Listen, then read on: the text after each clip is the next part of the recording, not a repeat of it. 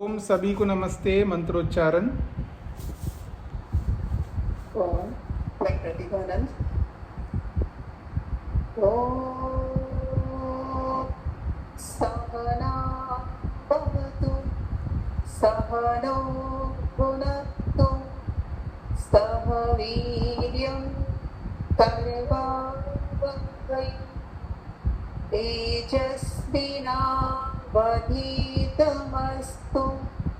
मा विद्विषावहै। ओम शांति शांति शांति। न्याय दर्शन की कक्षा संख्या 4 है। प्रथम अध्याय का प्रथम आहनिक का प्रथम सूत्र प्रारंभ हो रहा है। कल हमने इस सूत्र को स्पष्ट किया था। प्रमाण, प्रमेय, संशय, प्रयोजन, दृष्टांत, सिद्धांत, अवयव, तर्क, निर्णय, वाद, जल्प, वितंडा, हेत्वाभास, छल, जाति, निग्रह स्थानानां तत्वज्ञानात् निश्रेयस अधिगमः, ये सूत्र के शब्द हैं। तो प्रमाण, प्रमेय, संशय, प्रयोजन, दृष्टांत, सिद्धांत, अवयव, तर्क, निर्णय, वाद, जल्प, वितंडा, हेत्वाभास, छल, जाति, निग्रह स्थान, ये 16 पदार्थ हैं। और इन 16 पदार्थों के तत्वज्ञानात्, इन 16 पदार्थों का यथार्थ तत्वज्ञान कर लेने से निश्रेयस अधिगम, निश्रेयस की, मुक्ति की, मोक्ष की प्राप्ति होती है। ये सूत्र का अर्थ है। ये 16 पदार्थ हैं। तो पदार्थ के होने में 3 कारण बताए थे कल आपको। एक है अविधेयत्व, जिसका नाम होना चाहिए। यदि पदार्थ है तो उसका नाम अवश्य होना चाहिए। केवल नाम से ही बात नहीं चलेगी, नाम के साथ उसका अस्तित्व होना चाहिए, उसका एग्जिस्टेंस भी होना चाहिए। उसका अस्तित्व अलग अलग प्रकार का होगा। किसी पदार्थ का द्रव्य के रूप में अस्तित्व होगा, किसी पदार्थ का गुण के रूप में होगा, किसी पदार्थ का कर्म के रूप में होगा। ऐसे अलग अलग उनका अस्तित्व है। अब कर्म तो दिखता नहीं है, वो तो क्रिया है, पर उसका अस्तित्व है। कौन नहीं कहता कि कर्म होता नहीं है? हर कोई व्यक्ति कर्म करता है, सबको अनुभव में आता है कर्म। ठीक है जी। तो कर्म का अस्तित्व है, तो नाम भी है, उसका अस्तित्व भी है, क्योंकि उसको कर्म कहा जाता है। और उसके साथ में ज्ञेयत्व, यदि कोई पदार्थ है जिसका नाम है, जिसका अस्तित्व है, तो उसको जाना जा सके, उसको हम जान सके, किसी भी प्रमाण से जान सके। ये आवश्यक नहीं है प्रत्यक्ष प्रमाण से ही हम जाने उसको। चाहे आप प्रत्यक्ष प्रमाण से जान सकते हैं तो प्रत्यक्ष प्रमाण से जानो, अनुमान प्रमाण से जान सकते तो अनुमान प्रमाण से जानो, या शब्द प्रमाण से जान सकते हैं तो शब्द प्रमाण से जानो। किसी न किसी प्रमाण से उसको जान सके, वही पदार्थ कहलाता है। तो ये जो 16 पदार्थ यहाँ पर दिए हैं, इन सब के नाम भी है, इन सब का अस्तित्व भी है, और इन सबको जाना जा सकता है। यही दर्शन स्पष्ट करेगा आगे। तो सूत्र का अर्थ आपके सामने आ चुका है। तो आगे बढ़ता हूं जी। भाष्यकार लिखते हैं, निर्देशे यथा वचनम विग्रह। निर्देशे अर्थात जैसा सूत्र का निर्देश किया गया है, अर्थात जैसा सूत्र को यहाँ पर पढ़ा गया है, जैसा सूत्र का पाठ किया गया है, यह है निर्देश। निर्देश का अर्थ, जैसा सूत्र का पाठ किया है उस पाठ के अनुसार यथा वचनम विग्रह, जिस शब्द का जो वचन है उसके अनुसार विग्रह कर लेना चाहिए। अर्थात जैसे प्रमाण शब्द है, अब इसका विग्रह करेंगे तो इसका अपना क्या स्वरूप होगा? प्रमाण का विग्रह करेंगे, इस प्रमाण का क्या स्वरूप होगा? तीन प्रकार के स्वरूप होते हैं जी। कोई शब्द पुल्लिंग में होता है, कोई शब्द नपुंसक लिंग में होता है, कोई शब्द स्त्रीलिंग में होता है। तो इनका जब इनका विग्रह करेंगे प्रमाण को, तो प्रमाणानि, क्योंकि ये नपुंसक लिंग है, अथवा प्रमाणम ऐसा भी कह सकते हैं, यानी प्रमाण शब्द नपुंसक लिंग में है। तो जब इस प्रमाण शब्द को विग्रह करके अलग करेंगे तो इसको आप उसका एक्चुअल लिंग है वो आपको जोड़ना होगा। समास में सभी शब्दों का लिंग जोड़ा नहीं जाता, सारे लिंग हट जाते हैं। समास में लिंग भी हट जाते हैं, वचन भी हट जाते हैं, और विभक्तियां भी हट जाती हैं। समास में ये विशेषता है। जब समास के अंदर अनेक शब्द मिल जाते हैं तो उस शब्द का जो जो लिंग है, जो जो विभक्ति है और जो जो वचन है, ये तीनों हट जाएंगे। फिर वो पूरा शब्द बनने के बाद समास युक्त शब्द बन जाएगा, तो फिर उसका वचन अलग होगा, उसका लिंग अलग होगा। ये समास की एक प्रक्रिया है। तो जब इनको अलग किया, प्रमाण को अलग करेंगे, तो ये प्रमाण शब्द नपुंसक लिंग में होगा, क्योंकि प्रमाण शब्द नपुंसक लिंग में प्रयुक्त होता है। तो प्रमाणानि ऐसा भी आप कह सकते हैं, या प्रमाणम ऐसा भी कह सकते हैं। प्रमेय शब्द है, प्रमेय, तो ये प्रमेय शब्द भी नपुंसक लिंग है, प्रमेयम। संशय ये पुल्लिंग में है, संशय शब्द पुल्लिंग में है। फिर उसके बाद प्रयोजन, ये प्रयोजन शब्द भी नपुंसक लिंग है, प्रयोजनम। दृष्टांत, दृष्टांत शब्द पुल्लिंग है। आप में से किसी का माइक ऑन है, माइक बंद करके रखिएगा। निर्मला जी माइक बंद करके रखिएगा।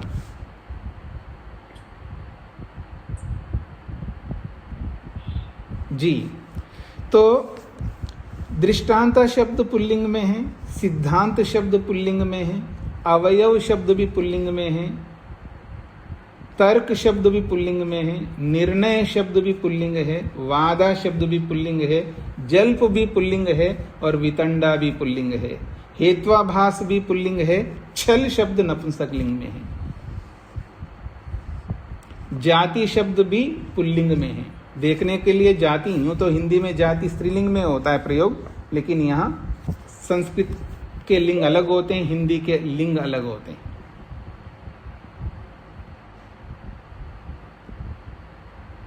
जैसे समाधि शब्द है, समाधि शब्द संस्कृत में पुल्लिंग है, और जब हिंदी में बोलते हैं तो स्त्रीलिंग में बोलते हैं आप लोग। तो यहाँ निग्रह स्थान अंतिम शब्द है, ये नपुंसक लिंग में है। ये इसके अपने लिंग है। ऐसा इन सबके वचनों को विग्रह करके ऐसा कर लेना। कोई प्रमाणानि के रूप में बहुवचन में विग्रह कर सकते, प्रमेय को एक वचन में कर सकते, संशय को ऐसे जैसे जैसा होगा वैसा वैसा आप कर सकते हैं, पर उनका लिंग ये है जो आपके सामने रखा है। प्रमाण, प्रमेय, प्रयोजनम, छल और निग्रह स्थान, ये 5 शब्द नपुंसक लिंग में है। बाकी शब्द जो है पुल्लिंग में है। आगे बढ़ रहा हूं जी। 4 थे द्वंद्व समास, और इस पूरे सूत्र का समास हुआ है प्रमाण प्रमेय से लेकर के निग्रह स्थानानाम, यहां तक निग्रह स्थानानाम, क्योंकि 16 हो गए ना, 16 पदार्थ है, तो इनको बहुवचन में दिया है निग्रह स्थानानाम। तो यहां तक निग्रह स्थानानाम तक ये एक ही शब्द हो गया, समास युक्त शब्द है ये, और ये द्वंद्व समास में है। ये जो समास है ये द्वंद्व समास में है। और द्वंद्व समास की एक विशेषता है जी, हर समास की अपनी विशेषता होती है। द्वंद्व समास की ये विशेषता होती है, द्वंद्व समास में जितने भी शब्द होते हैं सब मुख्य होते हैं, सब प्रधान होते हैं, कोई शब्द गौण नहीं होता है। जितने शब्द उसमें मिले हुए होते हैं उस समास में, सारे के सारे शब्द मुख्य होते हैं, प्रमुख होते हैं, कोई भी शब्द उसमें गौण नहीं होता है। ये द्वंद्व समास की एक विशेषता है। तो ये इसमें जो 16 पदार्थ गिनाए गए हैं, ये 16 पदार्थ मुख्य हैं।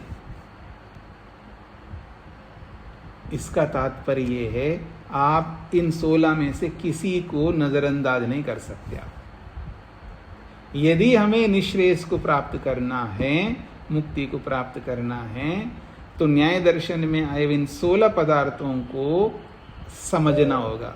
इन 16 पदार्थों में बुद्धि लगानी होगी।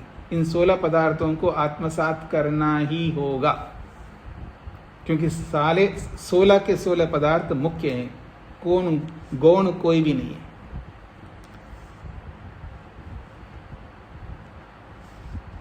अब आगे बढ़ता हूं जी। तो निग्रह स्थानानाम, ये 16 पदार्थों का है। तो प्रमाणादि नाम निग्रह स्थानानाम, ये जो प्रमाणादि जो निग्रह स्थान पर्यंत ये 16 पदार्थ हैं, इन 16 पदार्थों का तत्वम, तत्व के साथ जोड़ना है। तत्व ज्ञानात आया ना, तो तत्व ज्ञानात में मूल शब्द है तत्व प्रारंभ में। तो इन 16 पदार्थों का तत्व, इन 16 पदार्थों का तत्व। अब इन 16 पदार्थों का तत्व में प्रमाणादि नाम, ये जो निग्रह स्थाना नाम में षष्ठी विभक्ति का बहुवचन है। विभक्तियां तो आप समझते ही होंगे, तो षष्ठी विभक्ति का बहुवचन है प्रमाणादि नाम, अर्थात प्रमाण, प्रमेय, निग्रह स्थाना नाम तत्वम, इनका तत्व, इनका यथार्थता। तो ये प्रमाणादि नाम जो षष्ठी विभक्ति दिया है यहाँ पर, निग्रह स्थाना नाम में जो षष्ठी विभक्ति है, अब इस विभक्ति को समझा रहे हैं यहाँ पर। शेष की षष्ठी, शेष में षष्ठी है। ये जो विभक्तियां आती है ना, ये विभक्तियां इसलिए आती हैं, जैसे कर्ता कारक है तो उसके लिए अलग विभक्ति होगी, कर्म कारक है तो उसके लिए अलग विभक्ति होगी, करण कारक है तो उसके लिए अलग विभक्ति होगी, संप्रदान कारक है तो उसके लिए अलग विभक्ति होगी, और अपादान कारक है तो उसके लिए अलग विभक्ति होगी, और अधिकरण कारक है तो उसके लिए अलग विभक्ति है। और ये जो कारक होते हैं वो सीधा सीधा क्रिया के साथ सीधा जुड़ते हैं। इसलिए क्रिया निर्वर्तकम कारकम एक परिभाषा है व्याकरण में, क्रिया निर्वर्तकम कारकम, क्रिया को उत्पन्न करने वाले को कारक कहते हैं। इसका तात्पर्य है, वो जो क्रियापद है उस कारक के बिना वो क्रियापद का कोई औचित्य नहीं, उसका कोई महत्व नहीं है, क्योंकि क्रिया तो उसी के लिए होती है ना, और जिसके लिए क्रिया है और वो ही ना हो, इसलिए कारक की प्रधानता होती है, क्योंकि उसी कारक को ध्यान में रख करके ही क्रिया होती है। देखिए, मैं आपको एक छोटा सा उदाहरण दे देता हूं। रामः गच्छति, राम जाता है, तो जाता है क्रियापद है, तो कौन जाता है? राम जाता है। समझ रहे ना? अच्छा, ग्रामम गच्छति, कहां जाता है? ग्रामम गच्छति, तो क्रियापद जो है कर्म के साथ भी सीधा जुड़ा हुआ है, ग्रामम गच्छति। केन गच्छति? साधनेन गच्छति, बस यानेन, विमान यानेन, रेल यानेन या पादेन, तो करण कारक है। भाई राम जाता है तो किसी माध्यम से तो जाएगा ना, तो कर्ता भी क्रिया के साथ जुड़ा हुआ है, कर्म भी क्रिया के साथ जुड़ा हुआ है, और साधन भी क्रिया के साथ जुड़ा है। साधनेन गच्छति। कस्मै गच्छति, किसके लिए जा रहा है जी? पठनाय गच्छति, या जो भी होगा, या भोजनाय गच्छति, पठनाय गच्छति, वदनाय गच्छति, लेखनाय गच्छति, सेवाय गच्छति या सेवायाः गच्छति। ऐसा आप किसी के लिए तो जाएगा ना, तो सीधा जुड़ा हुआ है कारक क्रिया के साथ में। तो कस्माद गच्छति, कहां से जा रहा है जी? गृहाद गच्छति, जंगलाद गच्छति, कहीं से तो जाएगा ना, तो अपादान भी साथ एकदम जुड़ा हुआ है। ऐसे अधिकरण भी साथ जुड़ा रहेगा।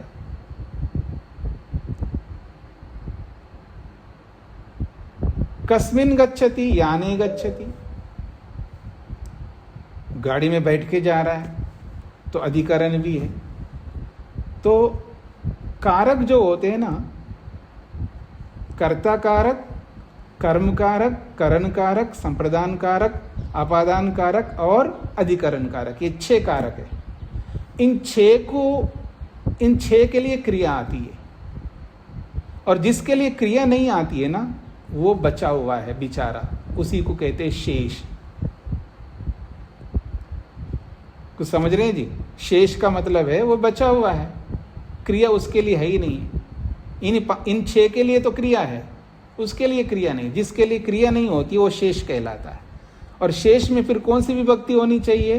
तो कहता है षष्ठी विभक्ति होनी चाहिए। इसलिए यहाँ कह रहे हैं प्रमाणादीनाम तत्वम, इसमें शेष की षष्ठी। तो प्रमाणादीनाम अर्थात निग्रह स्थानानाम में जो षष्ठी विभक्ति आई है वो शेष में आई है। स्पष्ट हो गया जी सबको? आगे बढ़ता हूं जी मैं। और जिनको समझ में नहीं आ रहा हो उनको परेशान नहीं होना, ये व्याकरण की बातें हैं, ये व्याकरण की बात है। अगर किसी को व्याकरण समझ में नहीं आता है तो आपको परेशान नहीं होना है। और ये व्याकरण की बात है, अगर आपको समझ में नहीं आई हो, इससे आपकी मुक्ति में कोई बाधा नहीं आने वाली है।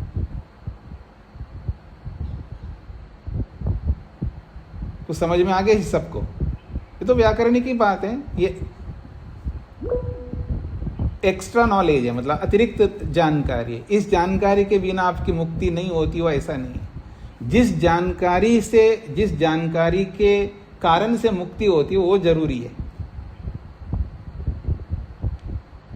इन 16 पदार्थों की जानकारी आपको होनी चाहिए। इन 16 पदार्थों के व्याकरण की जानकारी हो या ना हो चलेगा।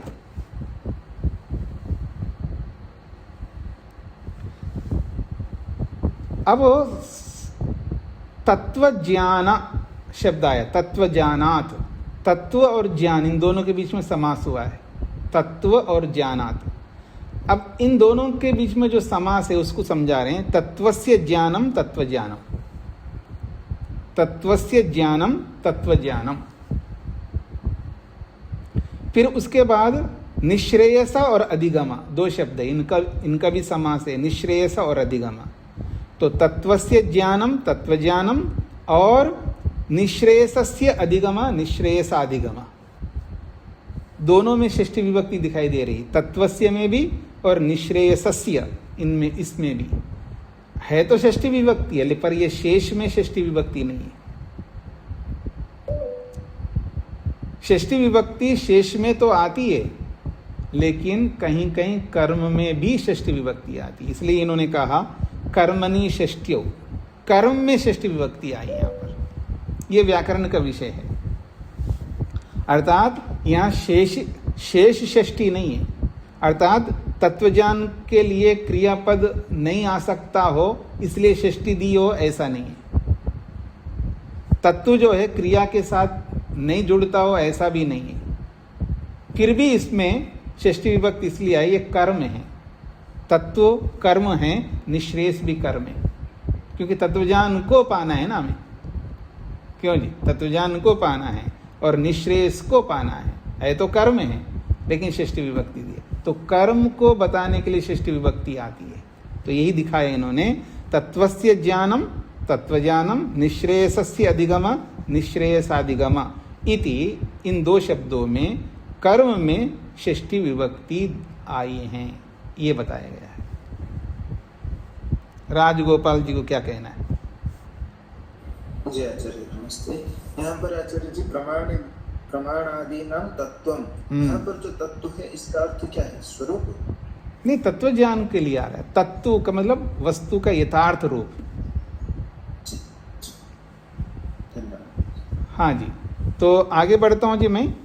तो ये तो केवल व्याकरण की बातें, सूत्र को ध्यान में रख करके, सूत्र में क्या व्याकरण है, ये तो बहुत सारा व्याकरण है, लेकिन संक्षेप से कुछ व्याकरण उन्होंने स्पष्ट कर दिए। यहाँ पर जो अति आवश्यक था वो ही स्पष्ट कर दिए यहाँ पर। अब आगे कह रहे हैं ते एतावन्तः विद्यमान अर्थाः।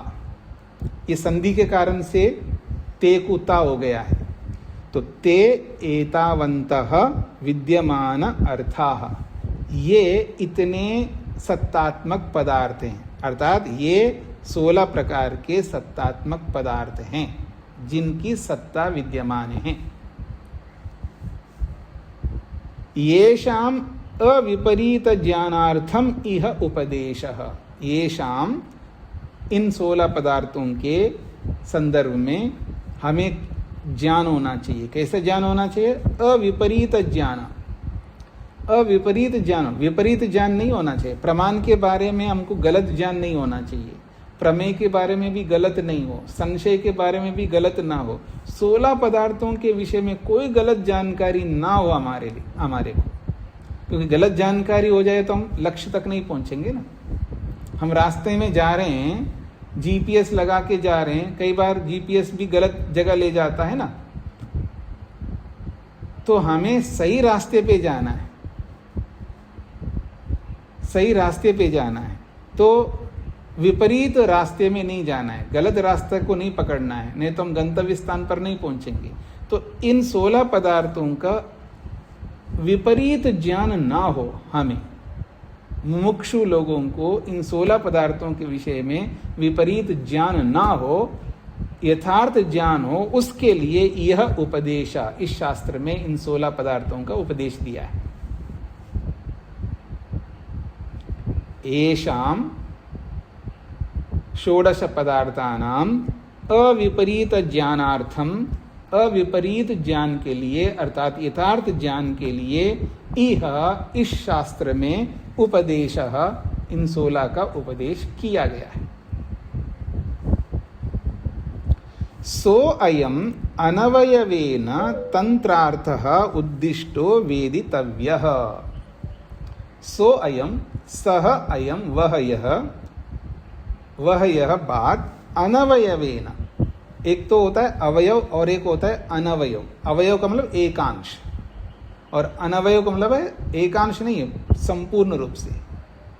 सो अयम, वह यह, अनवयवेन, पूर्ण रूप से, तंत्रार्थ, तंत्र का प्रयोजन, इस शास्त्र, तंत्र कहते शास्त्र को, तंत्र शब्द शास्त्र के लिए आता है, और कहीं कहीं प्रसंग में तंत्र शब्द सूत्र के लिए भी आता है। एक सूत्र के लिए भी तंत्र शब्द का प्रयोग होता है, और पूरे शास्त्र के लिए भी तंत्र शब्द का प्रयोग होता है।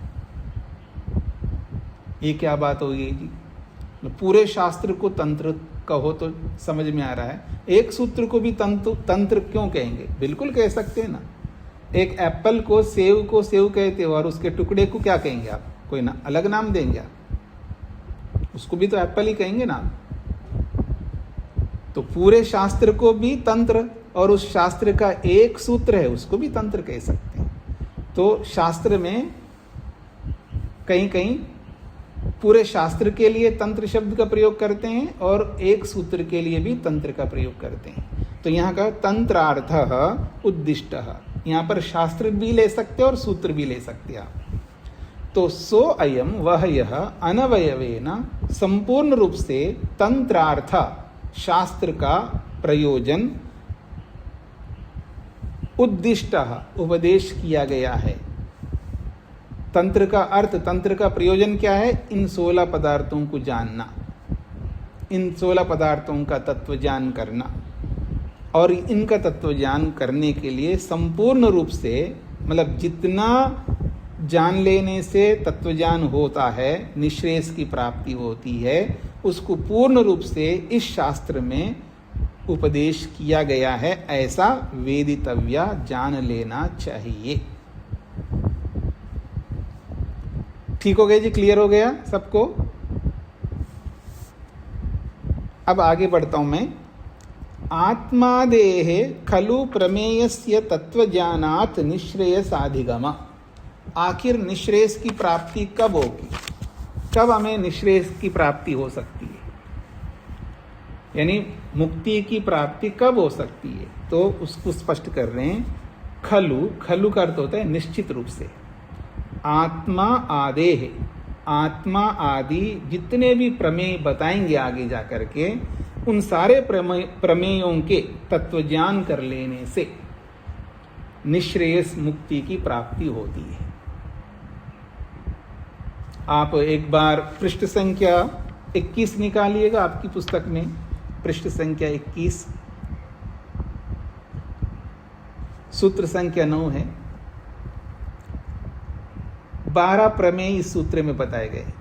आत्मा, शरीर, इंद्रिय, अर्थ, बुद्धि, मनः, प्रवृत्ति, दोष, प्रेत्य भाव, फल, दुख, अपवर्गाः तु प्रमेय। ये 12 प्रमेय हैं।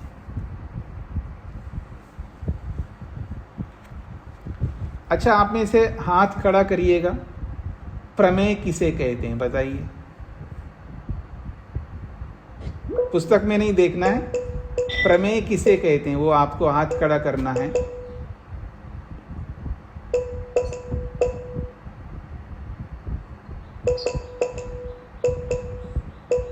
अच्छी बात है, शेखर जी बताइए। जो प्रमाण से जाना जाए। हाँ, जो प्रमाण से जाना जाए, मतलब जिसको हम जानते हैं, जिसको हम जानने के लिए चेष्टा करते हैं, जो प्रमाण का विषय बनता है वो प्रमेय है। तो प्रमाणों का विषय बनने वाले जो प्रमेय हैं इस 9वें सूत्र में बताए गए 12।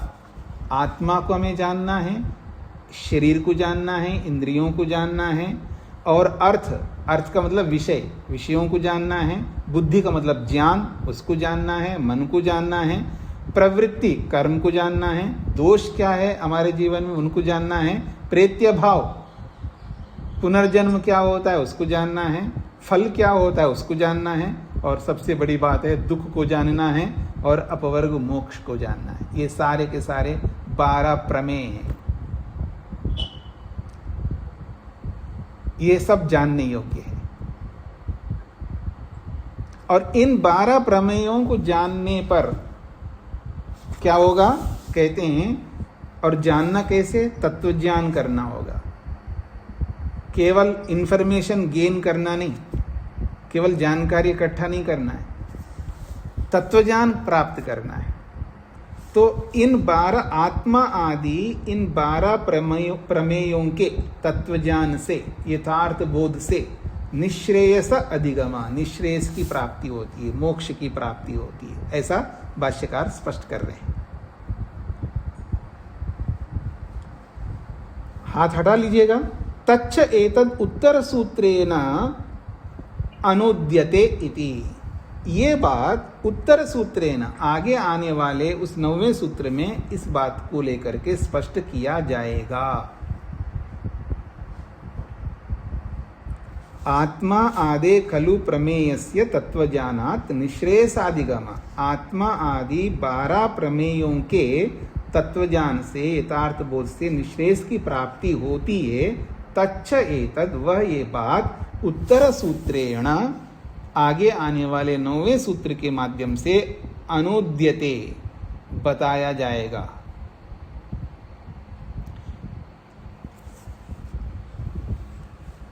तो आपके मन में ये रहना चाहिए प्रमाता, प्रमेय, प्रमाण और प्रमिति। अब और कुछ बातें भी आपके मन में रहनी चाहिए।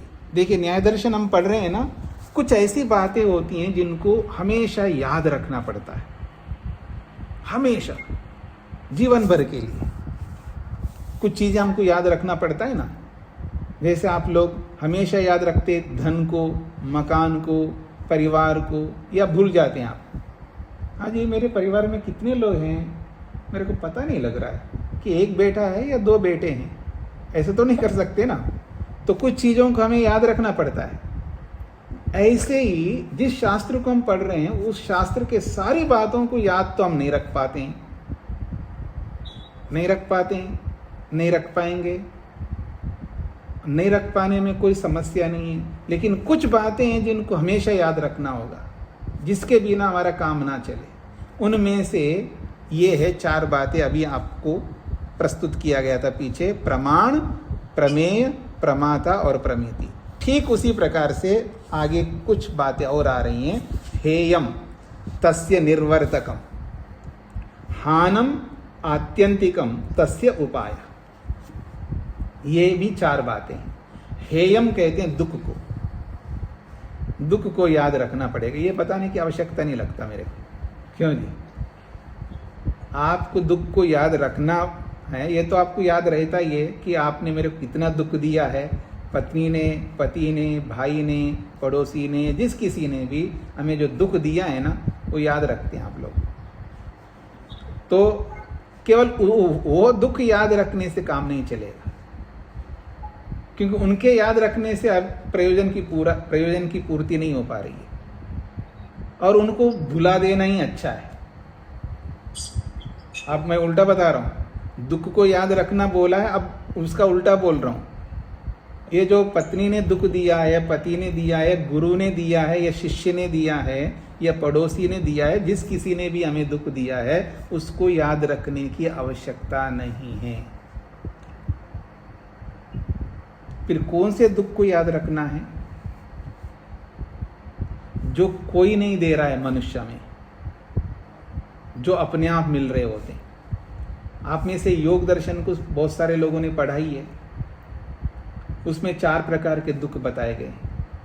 परिणाम दुख, ताप दुख, संस्कार दुख और गुणवृत्ति विरोध दुख। इन 4 दुखों को हमें याद रखना है, जिनको याद रखने से हम मोटिवेट होंगे, निश्रेष के लिए प्रवृत्त होंगे, हमारी प्रवृत्ति मुक्ति के लिए चल पड़ेगी। अगर ये भूल जाएंगे ना, तो हमारी प्रवृत्ति मुक्ति के लिए नहीं हो सकती है। और आज हम सब की एक बहुत बड़ी समस्या है, उन दुखों को हम याद नहीं रखते, इसलिए हमारी प्रवृत्ति कम हो रही है। जितना रखते उतनी हो रही होगी, लेकिन पूरा रखना होगा 100%। आजकल लोग बोलते हैं ना, जैसे बच्चे लोग बोलते हैं 200%, 400%, 1000% ऐसा बोलते हैं ना, तो उनकी भाषा में भी अगर आप याद रखेंगे ना, तो बहुत लाभ मिलेगा। इनको कभी नहीं भूलना, इन दुखों को। जो कोई मनुष्य नहीं दे रहा है, वो अपने आप मिल रहे हैं हमको। जो अपने आप मिलने वाले दुख है, उन्हीं को हमें रोकना है। जो दूसरे लोग देते हैं ना, उनकी चाह रखना है। उल्टा बोल रहा हूं, आज उपदेश अलग करूंगा आज जी। गुरु शिष्य को क्या सोचना चाहिए? गुरु मेरे को दुख दे, जितना ज्यादा दुख दे उतना अच्छा है। या गुरु को भी यह सोचना है कि मेरा शिष्य जितना दुख दे मेरे को उतना ही अच्छा है। पति, पत्नी, भाई, बहन, पड़ोसी, नॉन अननोन, कोई भी मेरे को दुख दे। आज किसी ने दुख नहीं दिया, देना चाहिए, मतलब मेरे को दुख मिलना चाहिए। शारीरिक नहीं बोल रहा हूं, याद रखना, शारीरिक दुख की बात नहीं कर रहा हूं, वाचनिक दुख, वो बहुत जरूरी है हमारे लिए, जो हम उसको सहन नहीं करते। कोई शारीरिक दुख देता है ना, उसको आप इजीली सहन करते हैं और भूल भी देते हैं।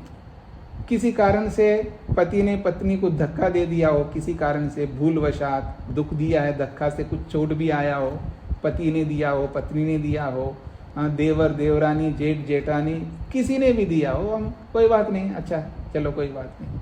जैसे भीड़ के अंदर चल रहे होते हैं, किसी का धक्का लग जाता है, किसी के कारण से हमें चोट लगता है, किसी का पाँव हमारे पाँव पर रखता है। मेरी समस्या में खड़ाऊँ पहनता हूँ, जब आगे चल रहा हूँ, पीछे से कोई चल रहा होता है ना, उसका पाँव मेरा पाँव जैसे ऊपर उठता है ना, और खड़ाऊँ के ऊपर उसका पाँव पड़ता है, तो मेरा खड़ाऊँ पीछे रह जाता है, मेरा पाँव आगे चला जाता है। ठीक है जी।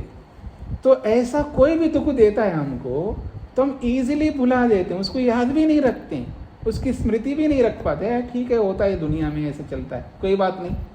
वो सॉरी भी बोलता है तो उसकी भी हम अपेक्षा नहीं करेंगे कि वो सॉरी बोले, इसकी भी हम अपेक्षा नहीं करेंगे, ये नेचुरल होता रहता है। उनको हम याद नहीं रखते। लेकिन जो वाचनिक देता है ना कोई दुख, उसको बहुत याद रखते हैं। इधर देखिए मेरी ओर, इसने मेरे को जो दुख दिया, मेरे दिल को जो चोट मारा है ना इसने, मैं जिंदगी भर नहीं भूलूंगा। शरीर में चोट मारा है तो उसको भूल जाता आदमी। अंग्रेजी में एक कहावत है ना, इसने जो दुख दिया वो घाव कभी नहीं भरता, लेकिन शरीर में घाव हो तो वो तो बढ़ जाएगा। ये बिना सिर पैर की बातें, ये अविद्या की बातें। तो इसलिए जो वाचनिक दुख देने वाले जो होते हैं, तो हमारे में मुक्ति चाहने वाले को ये आशा करनी चाहिए, ये अपेक्षा रखनी चाहिए, एक्सपेक्टेशन रखना चाहिए कि पति पत्नी, सास बहू, देवर देवरानी, जेठ जेठानी, जो कोई भी हमारे निकट के लोग हैं, खूब दुख दे हमको वाचनिक। और जितना ज़्यादा देंगे ना, उतनी मेरी उन्नति होगी। इन बातों को ध्यान में रख करके सुनना है। जो शास्त्र बताएगा ना, उन बातों को, योग शास्त्र ने जो बताया, उन बातों को ध्यान में रख करके उनकी अपेक्षा रखनी चाहिए। और जो याद रखिएगा, जो व्यक्ति अपमान को सहर्ष गले नहीं लगाता है, अपमान को सहर्ष गले जो नहीं लगाता है, वो कभी आगे नहीं बढ़ पाएगा। इसलिए मनुस्मृतिकार ने स्पष्ट कहा है कि अपमान को तो अमृत मान करके स्वीकार करो और सम्मान को विष मान करके छोड़ दो। सम्मान की अपेक्षा मत रखना। यदि मुक्ति चाहते हैं हम, मैं सबकी बात नहीं कर रहा हूं जी, जो मुक्ति को चाहता है, निश्रेयस को चाहता है, वो सम्मान की अपेक्षा ना रखे। मान लीजिए आप में से कोई बहुत अच्छा पढ़ते हो और जो भी मैं प्रश्न करूं, हर प्रश्न का जवाब देते हो, मैं अप्रिशिएट नहीं कर रहा, बहुत अच्छा आपने मेहनत की, कुछ नहीं बोलूंगा, मान लीजिएगा, तो आप ये अपेक्षा मत रखना है, देखो मैं इतना मेहनत करके बता रहा हूँ, एक बार भी नहीं बोला मेरे को, एक बार भी नहीं बोला, देखो कैसे आदमी है, इतना कठोर दिल नहीं होना चाहिए। अगर ऐसी अपेक्षा आप रखोगे ना, तो समझ रहे ना, आप गए, आपका सारा मेहनत पानी में मिल जाएगा। तो सम्मान की तो अपेक्षा नहीं रखना, अपमान की तो बखूबी खूब अपेक्षा रखना, वही व्यक्ति आगे बढ़ सकता है। और जो भी मेरे सामने बैठे हैं, उनके सास भी हो सकती हैं, बहुएं भी हो सकती हैं, देवर देवरानी, जेठ जेठानी, बहुत कुछ हो सकती है आपके। आपको एक सूत्र दे दिया मैंने, उन सब से ये अपेक्षा रखना, उनको बताना नहीं, मन में अपेक्षा रखना कि ये लोग मेरे को कुछ भी बोले वाणी से, वो सबको मेरे को स्वीकार करना और उसको अमृत मानो। तो ये है दुख। हेयम का मतलब है ये दुख, ये ऐसा दुख है, अगर कोई ऐसा दुख मेरे को ना दे भविष्य में, अब तो देगा ही, शरीर में है हम लोग, लेकिन भविष्य में ऐसा दुख अगर आप नहीं चाहते हैं, कोई आपको गाली ना दे ऐसा चाहते हैं, तो निश्रेयस को प्राप्त करना होगा, फिर ये दुख नहीं रहेगा। एक तो ये है, और दूसरा जो परिणाम दुख है, ताप दुख है, संस्कार दुख है, गुणवृत्ति विरोध दुख है, जो स्वभाव से अपने आप मिल रहे होते हैं, उन दुखों को हमें याद रखना है। और जो लोगों के द्वारा दिए जाने वाले वाचनिक दुख है, उनको भुला देना है। और वो जो परिणाम आदि दुख है, उनके कारण निर्वर्तकम का, उन दुखों को उत्पन्न करने वाले कारण, रीजंस, निर्वर्तकम, निर्वर्तकम, दो रेफ है ऊपर, अगर एक हट जाए ना, निवर्तकम होगा तो हटाने वाला होगा, निर्वर्तकम का मतलब उत्पन्न करने वाला होगा। एक रेफ रखते ही हटाने वाला बनेगा और दो रखते ही उत्पन्न करने वाला बनेगा। ये संस्कृत की कमाल है। तो उन दुखों को उत्पन्न करने वाले कारणों को भी हमें याद रखना है, उन दुखों को भी याद रखना है।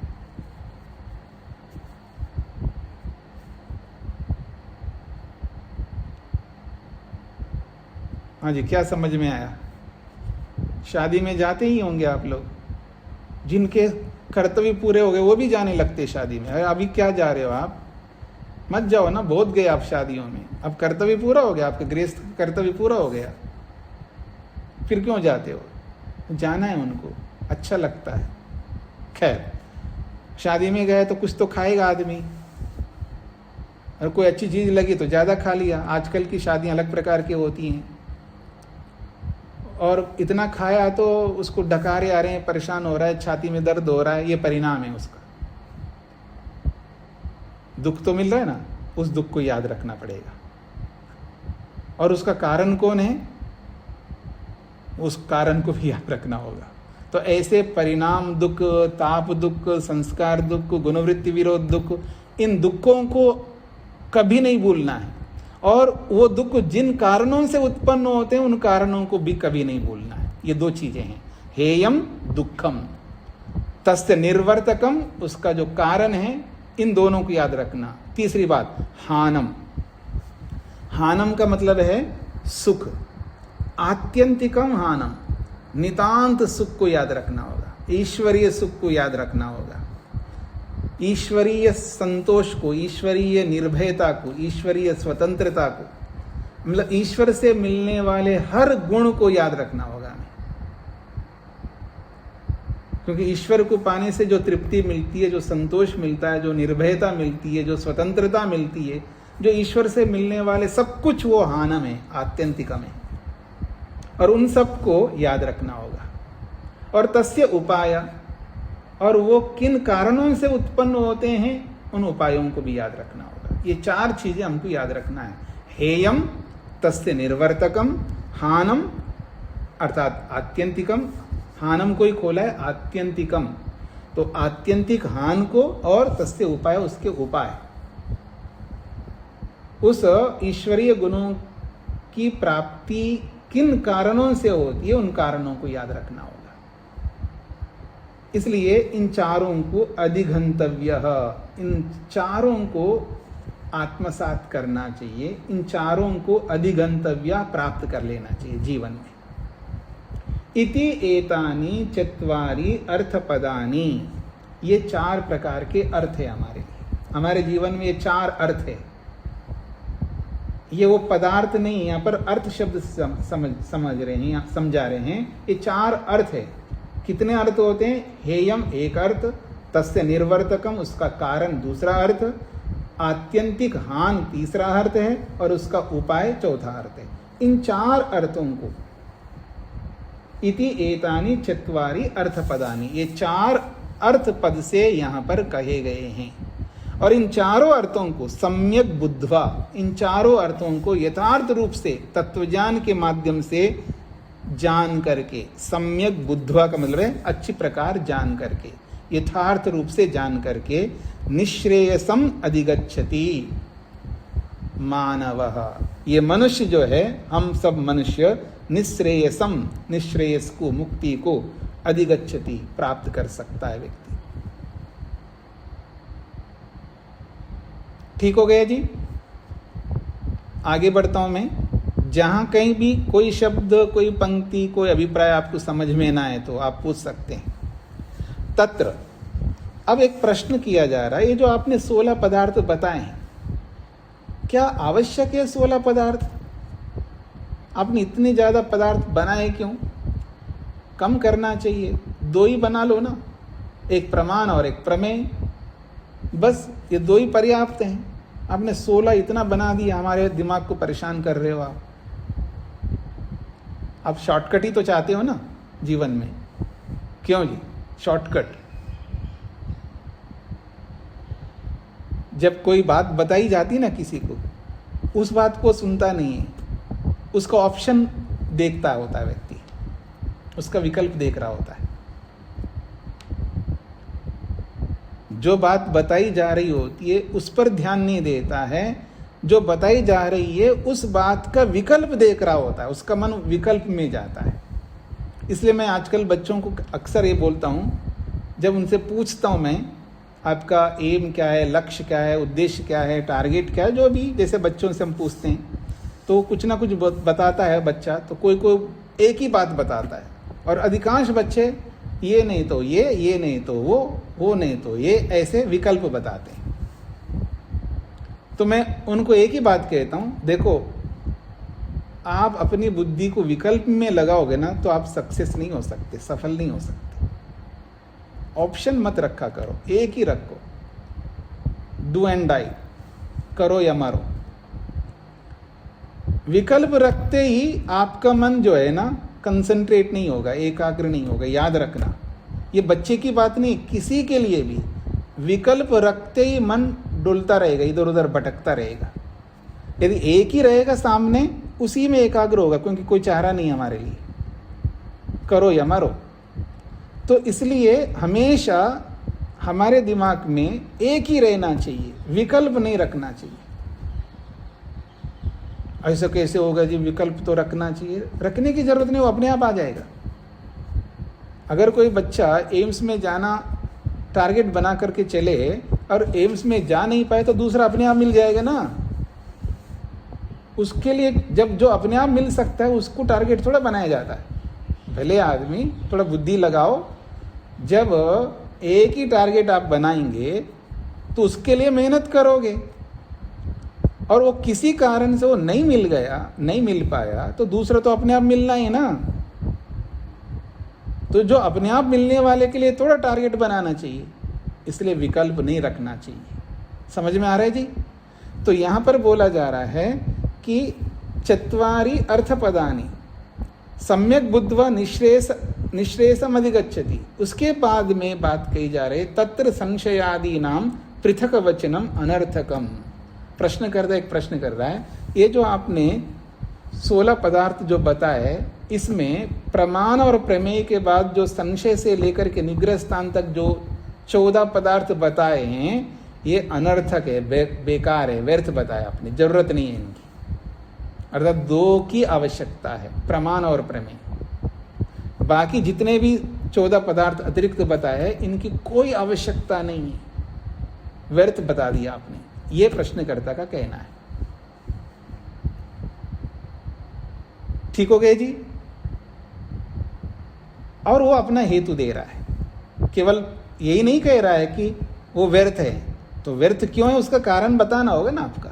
केवल कहने मात्र से व्यर्थ नहीं होंगे ना, आपके कहने से, मेरे कहने से वो नहीं होगा, आपको प्रमाण देना होगा। तो प्रमाण दे रहा है, व्यर्थ क्यों है उसके लिए प्रमाण दे रहा। संशयादयो यथा संभवम प्रमाणेषु प्रमेयेषु च अंतर्भवन्तः न व्यतिरिच्यन्ते इति। प्रश्नकर्ता कह रहा है, देखो जी, ये 14 पदार्थ आपने व्यर्थ पढ़ा है। इसलिए व्यर्थ है क्योंकि ये जो संशय आदि जो 14 पदार्थ हैं, यथा संभवम प्रमाणेषु प्रमेयेषु, कोई तो प्रमाण के अंतर्गत आ जाएगा और कोई प्रमेय के अंतर्गत चला जाएगा। वो 14 के 14 पदार्थ, उन सबको किसी को आप प्रमाण के अंतर्गत ले सकते हैं, किसी को प्रमेय के अंतर्गत ले सकते हैं। इन दोनों में सब आ जाएंगे। जब दोनों में सब आ जाएंगे तो फिर आपने अतिरिक्त क्यों पढ़ा है, यह प्रश्नकर्ता का कहना है।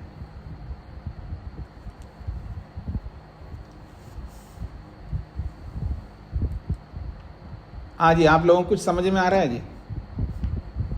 जैसे मैं बोलता हूं वाद शब्द आया, एक पदार्थ वाद है, जल्प है, वितंडा है, एत्वाभास है, ये सब प्रमाणों में आ जाएंगे।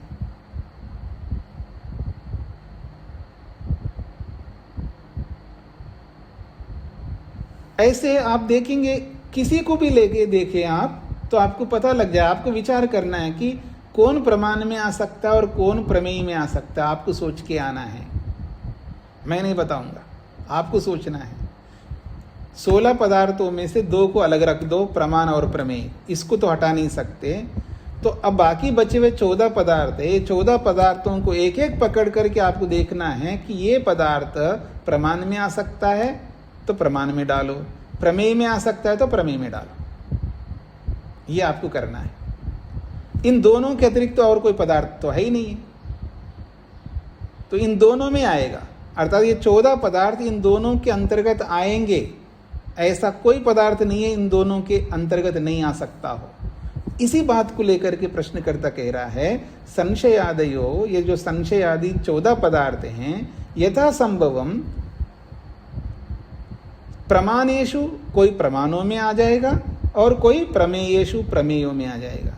तो इन दोनों के अंतर्भवंत, इन दोनों के अंतर्गत ही आएंगे। इसलिए न व्यतिरिच्यन्ते, ये अलग पदार्थ है ही नहीं इति, ऐसा प्रश्नकर्ता ने अपना प्रश्न रखा है।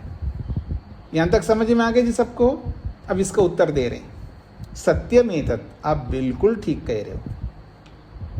सत्यमेतत्, भाष्यकार कह रहे हैं, आपने जो बात रखी है, आपने जो प्रश्न रखा है, बिल्कुल ठीक रखा है।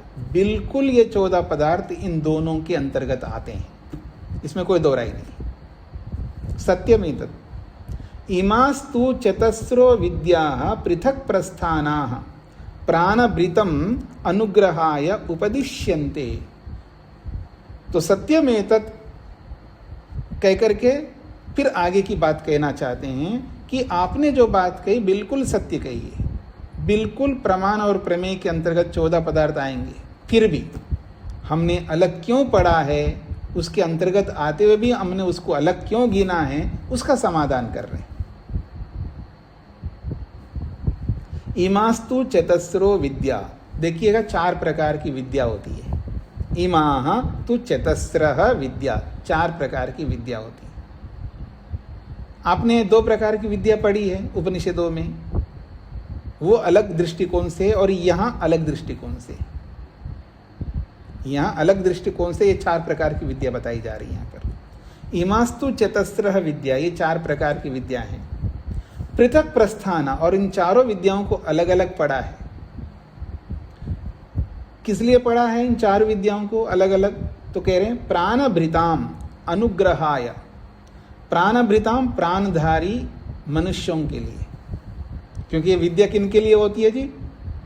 प्राणी मात्र के लिए नहीं होती है। प्राणियों में केवल मनुष्य के लिए ही विद्या होती है। तो प्राणभृताम का मतलब है प्राणधारी मनुष्यों के लिए, प्राणधारी मनुष्यों के अनुग्रहाय, उनके अनुग्रह के लिए, उनके कल्याण के लिए। अर्थात प्राणधारी मनुष्यों के कल्याण के लिए 4 प्रकार की विद्याएं उपदिश्यन्ते, उपदेश किया गया है। 4 प्रकार की विद्या, वो कौन सी है 4 प्रकार की विद्या? एक है त्रयी विद्या, एक विद्या का नाम है त्रयी विद्या।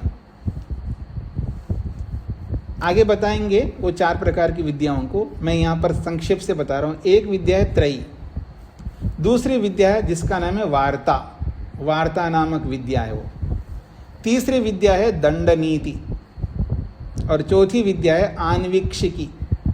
ये 4 प्रकार की विद्याएं हैं।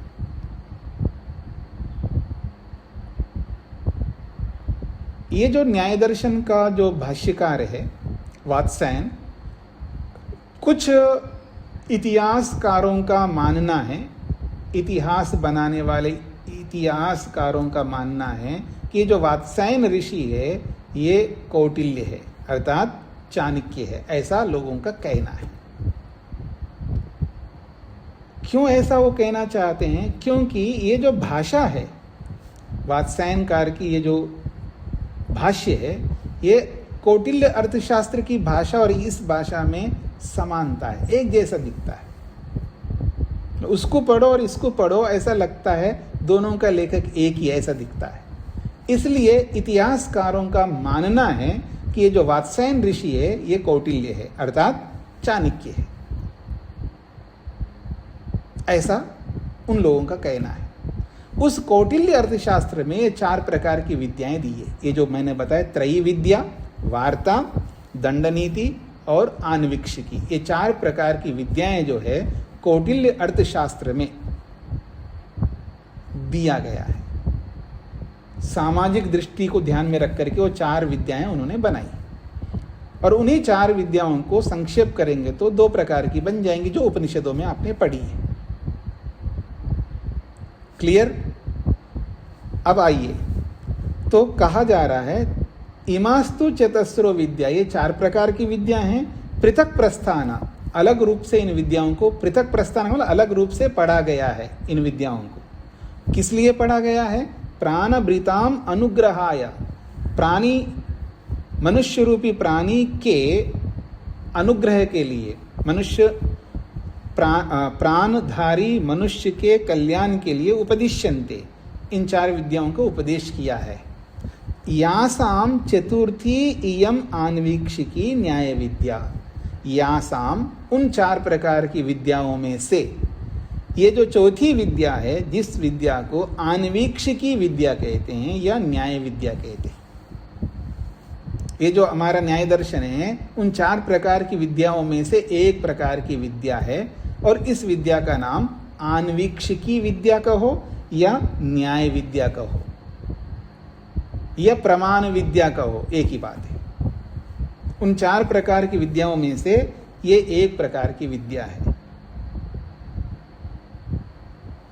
तस्याः पृथक प्रस्थान संशयादय, और उस न्याय विद्या आन्वीक्षिक विद्या में तस्याः उस विद्या के अंतर्गत संशयादय, ये जो संशय आदि 14 प्रकार के पदार्थ है, इनको पृथक प्रस्थान, इनको अलग से पढ़ा है, प्रमाण और प्रमेय से अलग उन 14 पदार्थों को पढ़ा है वहां पर।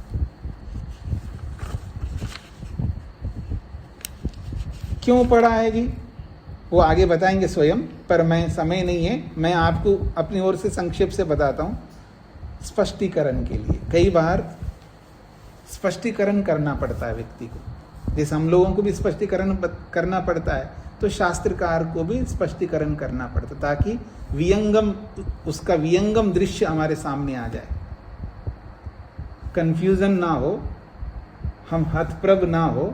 थोड़ा व्यापक रूप से हमको समझना है, तो व्यापक रूप से समझाने के लिए उनको अलग से पढ़ा है, ताकि हम ठीक यथार्थ रूप से एक एक बात को अच्छी तरह समझ सकें। इसलिए उन 14 पदार्थों को उनके अंतर्गत आते हुए भी, प्रमाण और प्रमेय के अंतर्गत आते हुए भी, उनको अलग से इसलिए पढ़ा है ताकि स्पष्टता से हमें बोध हो जाए, शीघ्रता से हमको उसको अच्छी तरह समझ करके शीघ्रता से हम निश्रेष की ओर आगे बढ़े। इसलिए उन 14 पदार्थों को अलग पढ़ा है उस आन्वीक्षिकी न्याय विद्या में, जो 4 प्रकार की विद्याएं बताई गई, तो वहां अलग पढ़ा है, इसलिए इनको अलग दिया है। इसलिए दिया ताकि इनका हम विस्तार से समझ सकें। प्रपंच भी करना पड़ता है ना, कई बार स्पष्टीकरण करना पड़ता है, जैसे दोहे होते हैं, श्लोक होते हैं, मंत्र होते हैं, उनको स्पष्टीकरण, उनका व्याख्या करना पड़ता है ना हमको। इसलिए पहले ही व्याख्या करके बता दूं ताकि फिर आपको कोई संशय ना रहे। इसके लिए उन 14 पदार्थों को अलग पढ़ा है। आप चाहे तो उसके अंतर्गत ले सकते हो, जैसे 3 प्रमाण चल सकते हैं तो 4 बना सकते हैं, 4 चल सकते हैं, आप 8 बना करके भी चला सकते हो, ये भी बताएंगे आगे। मतलब न्याय अपने योग सांख्य में 3 प्रमाण बताए, यहाँ 4 बताए, फिर उन्होंने बताया 4 को आप 8 भी बना सकते हो, कितने ही बना सकते हो, पर वो प्रमाण होने चाहिए, वो स्पष्टीकरण है। ठीक हो गया जी। बाकी बातें हम आगे समझने का प्रयत्न करेंगे। किसी कुछ पूछना हो तो पूछ सकते हो, जो आज के पाठ में कोई बात समझ में ना आई हो।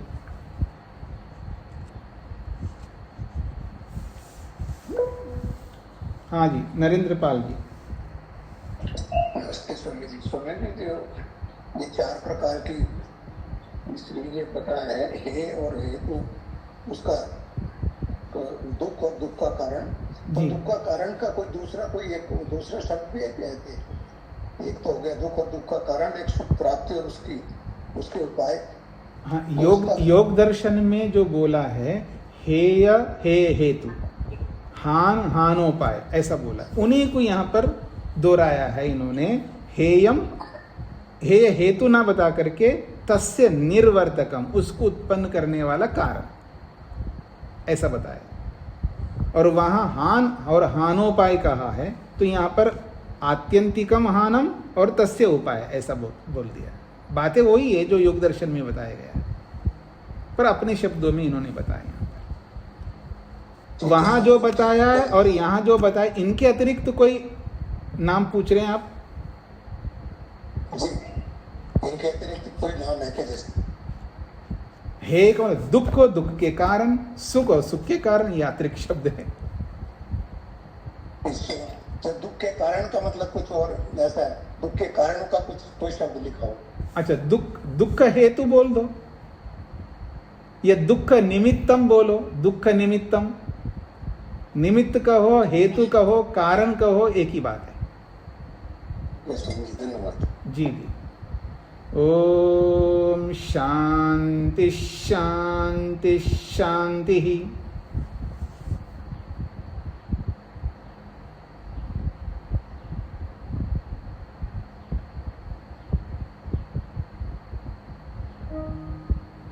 सभी को नमस्ते। सभी को सादर नमस्ते स्वामी जी। हाँ, आप लोग बोलेंगे नहीं जी, केवल संकेत से करना है।